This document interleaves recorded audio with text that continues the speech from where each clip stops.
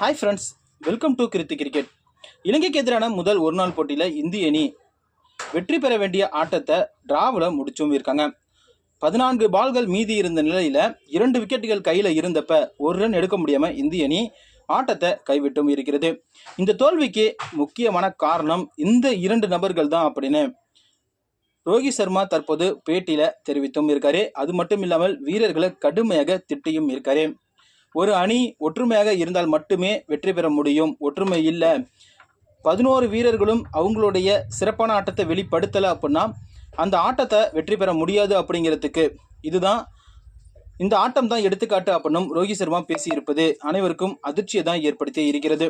அதுலேயும் குறிப்பாக 4 வருடங்களுக்கு பிறகு இந்திய அணியில வாய்ப்பு கொடுத்த இந்த ஒரு வீரரால் இந்தியா வெற்றி பெறாமல் போனதும் அதிர்ச்சி அளிக்கக்கூடிய ஒரு விஷயம் அப்படின்னும் தமிழக வீரரால் இந்தியா வெற்றி பெறாமல் போனதும் ஒரு முக்கியமான காரணம் அப்படின்னும் ரோஹித் சர்மா பேசியும் இருக்காரு. 230 தான் டார்கெட்டு, 231 அடித்தா வெற்றி அப்படிங்கிற இலக்கில் ரொம்பவே கம்மியான ஸ்கோர் எடுத்தது வாஷிங்டன் சுந்தர் தான். அவருக்கு 2 டவுன் இடத்துல வாய்ப்பு கொடுக்கப்பட்டது. ஆனால் 5 ரன்கள் மட்டுமே எடுத்து அவுட் ஆனது. இந்திய அணியில் விக்கெட்டுகள் சரிவில் அவருடைய விக்கெட்டும் அடுத்தடுத்து போனது இந்திய அணிக்கு மிகப்பெரிய அளவு பின்னடைவு அமைந்தது.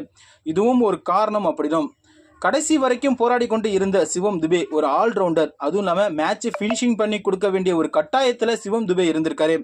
பால்கள் நிறைய இருந்திருக்கிறது. நிதானமாக விளையாண்டிருந்தா அந்த ஆட்டத்தை வெற்றி பெற்றும் இருக்கலாம். ஆனால் அவசரப்பட்டு விளையாண்டு அந்த ஆட்டத்தை டிராவில் முடிக்கக்கூடிய அளவிற்கு மிகப்பெரிய அளவில் ஒரு ஏமாற்றத்தை ஏற்படுத்தி கொடுத்தது சிவம் துபே தான் அப்படின்னும் இந்த 2 வீரர்களால் தான் இந்திய அணி வெற்றி பெற வேண்டிய இந்த ஆட்டத்தை கைவிட்டு விட்டது அப்படின்னும் ரோஹித் சர்மா பேசியும் இருக்காரு. இந்த தகவல் தான் தற்போது சமூக வலைத்தளங்களில் வேகமாக பரவியும் வருகிறது.